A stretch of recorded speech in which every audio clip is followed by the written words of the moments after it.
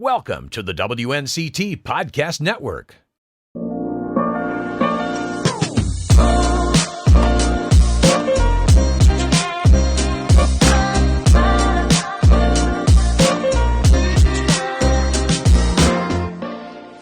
This is the People and Places Extra Podcast. I'm your host, Ken Watlington. So glad you're with me for this episode as we kick off Black History Month, talking with some influential African Americans from right here in Eastern North Carolina.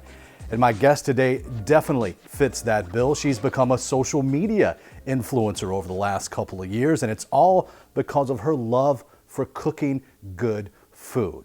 She's gone viral on social media, on TikTok, on Instagram as Spilling the Sweet Tea. But in real life, her name is Carlena Davis, and she's a Kinston native. If you haven't seen my People and Places feature on Carlena, after the episode, go to WNCT.com, click on the On Your Side tab. There you'll find the People and Places page where you can watch the video feature that aired on WNCT-9. Today, though, the full conversation with Carlena Davis, how she took on the Spilling the Sweet Tea moniker, and what's happened since one particular video earlier this year went viral. The name, Spilling the Sweet Tea, how did that come about? So I came up with Spilling the Sweet Tea. Spilling the Sweet Tea is my food blog. And I came up with that back in 2017, kind of a play on words. You know, spill the tea kind of means I'm going to share the gossip or share the word on the street. And I, in the South, as you know, in North Carolina, all we do is drink sweet tea. So I put it together and came up with Spilling the Sweet Tea to share my favorite Southern recipes with, you know, the people who follow me. So that's kind of how the name got started. Speaking of Southern recipes, you're from Kinston. So how did that love of food come about when you were younger down in Lenoir County?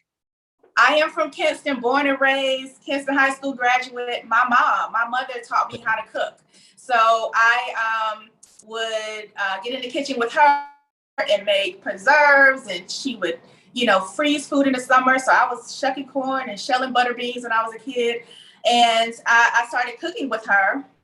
And then I grew up in a small business. So my mom and my dad would be in the business until it closed. And once I got us, probably maybe middle school, they would say, better be something on the table when we get home, you know, because we have to stay here until about 5 o'clock. So I started making meals on my own, probably around 12 or 13.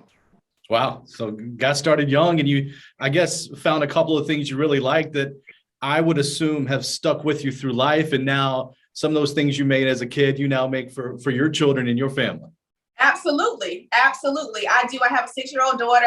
She loves to help me cook. So the things that my mom taught me and showed me as a kid, I am now teaching her. And that means a lot to me. You know, I think some of the old fashioned Southern recipes have gotten lost, you know, and, you know, I'm grateful my mother taught me so I can share it with my daughter. I first became familiar with you late last year, some of your TikToks and Instagrams and whatnot. And I found out you were from North Carolina. I said, okay, I've got to talk to you. And it was just this week, a friend of mine sent me a TikTok of yours, kind of highlighting King's Barbecue and the pig and a pup, kind of their famous, you know, hush puppy barbecue sandwich. And you were making your own there at home. Yes. Why did you do that? Why did you want to show some love to King's Barbecue in your hometown? I was craving a pig and a pup. I went to Kinston High School, so the location near Kinston High School was one I visited a lot. And I haven't been home since Thanksgiving. And I was craving it. I don't have a pig. I don't have a whole hog. I had a crock pot. And I definitely have a good hush puppy recipe. So I put the videos together. And I wanted to let people know that this wasn't something I came up with. This is from King's Barbecue in Kinston, North Carolina. They have amazing chopped barbecue. I used to eat there all the time, eat there when I come home. So that video is going viral, which is... Yes. And I got the numbers too. I looked it up. Almost 75,000 likes just for that one TikTok, 12,000 shares. So that's got to be cool, not just for you, but for Kings and for Kinston. Yes, absolutely. I mean, the comments, oh my God, people didn't know, even they have been to Kings, they didn't know they had the pig and the pup, or they didn't know about Kings because they're in another town. And they said, I'm going this weekend. And people were looking up to see how far of a drive it was from out of state. So amazing for Kings to be able to, you know, hopefully get some new customers out of a video. I think it's great. It is great for sure. And King's is fantastic. I had one, I was down in Kinston right before Christmas and I had a pig and a puppy, and it's one of my favorites. And a lot more people now know about it because of you. Very cool. You talk about going viral. Your numbers on TikTok are insane. 540,000 followers, 5 million likes. Yeah. I mean, 25,000 followers on Instagram. Does it kind of blow your mind when you think about it that you're just kind of sharing your love of food and people are really gravitating to it? It definitely has blown my mind. I never thought that I love cooking. I've been cooking my whole life. My blog started way before TikTok. I didn't think I was this person, right? This video person.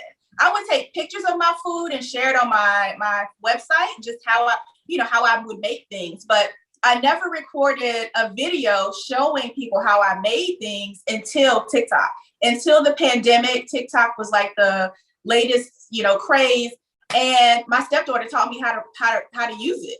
And I said, maybe I can show people how I make my food on TikTok. And that's how I started. March or April of 2020, I started making cooking videos. The pandemic, the coronavirus pandemic changed all of our lives in some way, shape, or form.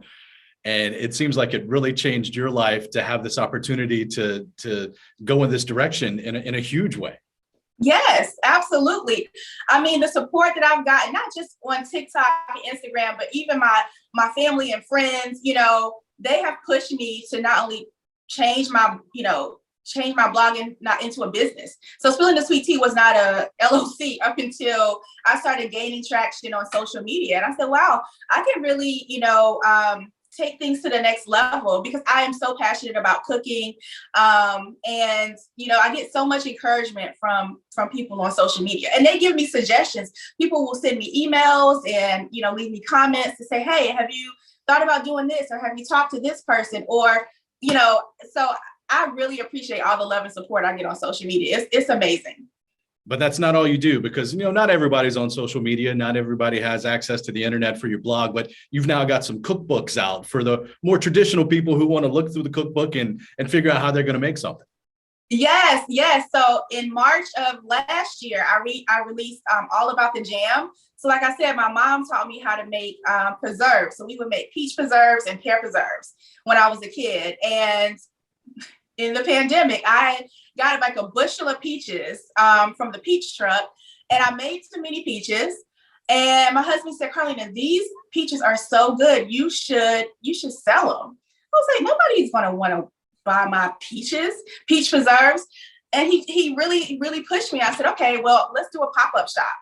And I put it out on Facebook and said, at the end of my driveway, I'm going to be selling peach and raspberry jam and cookies. I think I had cookies and cupcakes and things.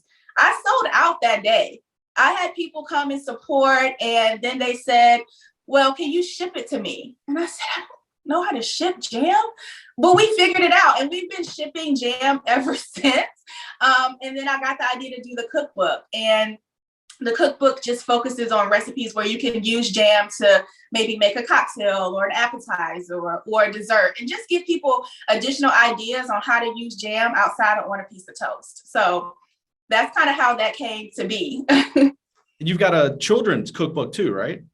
I have a children's book. So it's an alphabet book. My daughter is 6 years old. Like I said, she loves to help me cook all the time. And I got the idea to write an alphabet book that shows kids tells kids about cooking techniques and kitchen tools, just to teach them the ABCs of cooking. Because I really feel like cooking is a life skill. Every kid should know like some of the basics. So when I'm, in the kitchen with my daughter, I'm like, Maya, this is a whisk. W is for whisk. And I just got the idea to write this alphabet book to teach kids about the ABCs of cooking. So really to empower them and to introduce them to the joy of cooking. I remember, when I was in high school and middle school, we had, the home economics class. Maybe that still happens. I don't know, but at least you're taking it upon yourself to make sure to let kids know, hey, this is something you can do. It's easy, it's fun, and it will help you later in life.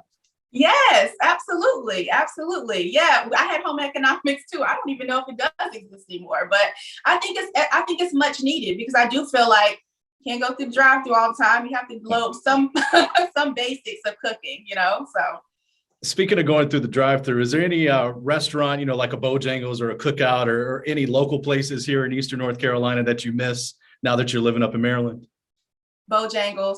I don't know if I have done a few Bojangles recipes, just because I do miss, like, we do have a Bojangles here in Maryland, but they don't have certain things on the menu that you can get in Kinston. The cheddar bow biscuit is not.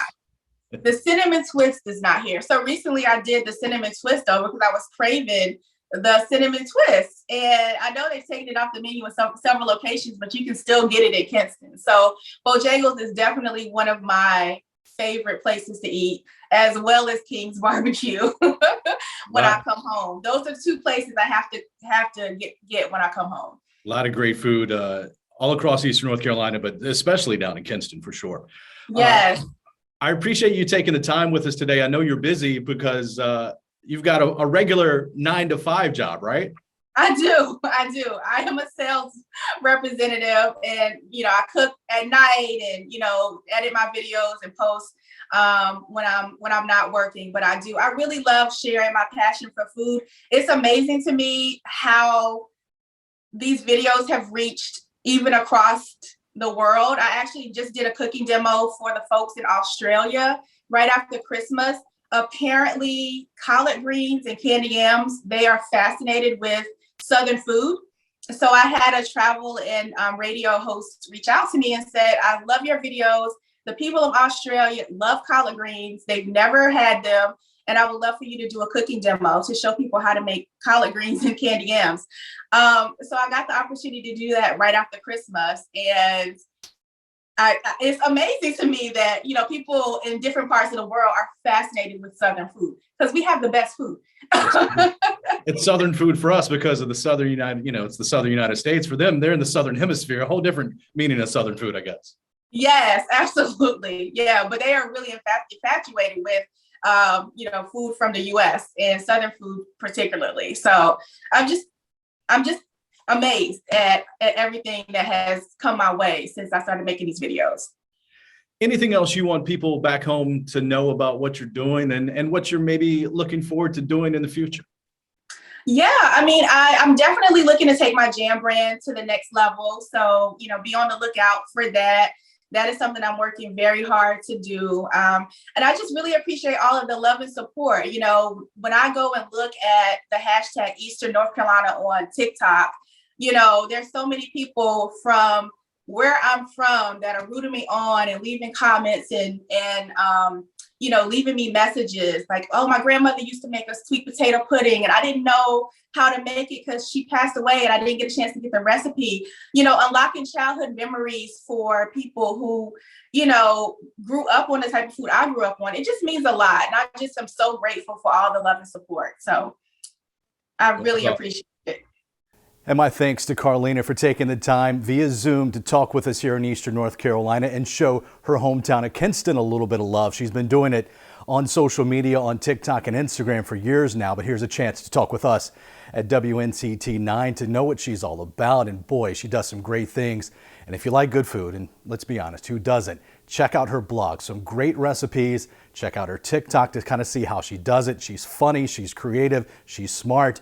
And she's really repping Eastern North Carolina well in her hometown of Kinston. Again, if you haven't seen the video feature, go to WNCT.com, click on the On Your Side tab, and find the People and Places page where you can watch the video feature on Carlena Davis and all the other people and places I've featured over the last couple of years. My thanks again to Carlena Davis spilling the sweet tea, talking about her life as going viral on social media. That's it for this edition of the People and Places Extra podcast. I'm Ken Watlington. Hope you'll join me next time.